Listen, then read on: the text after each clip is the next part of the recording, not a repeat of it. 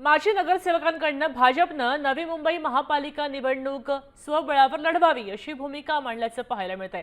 भाजपचे निवडणूक प्रमुख माजी खासदार संजीव नाईक यांनी सांगितलंय, सन्मानपूर्वक युती करायला आम्ही तयार आहोत, मात्र भाजपचा महापौर होईल या संदर्भात आमचे प्रतिनिधी विकास मिरगणे यांनी नाईकांची बातचीत केली आहे। स्थानिकांची इच्छा काय आहे, स्वबळावर लढण्याची आहे, आपण ते ऐकूया।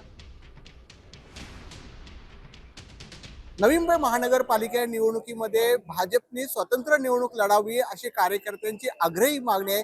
गणेश नाईक आणि प्रत्येक नगरसेवक जे आहेत त्यांच्याशी बातचीत केलेली आहे आणि प्रत्येक कार्यकर्त्यावर अन्याय होणार नाही अशी गणेश नाईकांची भूमिका आहे। सर्वच कार्यकर्ते, पदाधिकारी, नगरसेवक यांची मागणी आहे की बाबा या ठिकाणी युती करण्याची आवश्यकता नाही आहे। संख्याबळ जे स्वतःच्या बळावरती या शहरावरती सत्ता येण्यासाठी आवश्यक आहे तेवढी युतीच्या माध्यमातून न जाता स्वबळावर आपण येऊ शकतो अशा पद्धतीची मागणी आहे। युती करण्याच्यासाठी आम्ही सकारात्मक आहोत ना, परंतु युतीचा आकडा सन्मानजनक असला पाहिजे, आमच्या कार्यकर्त्यावर अन्यायकारक असता कामा नये ही अशी आम्ही मागणी। नवी मुंबई महानगरपालिकेवरती भाजपाचाच झेंडा लागणार याच्याबद्दल माझ्या मनात कुठली शंका नाहीये। म्हणजे भाजपचा महापौर होणार 100%।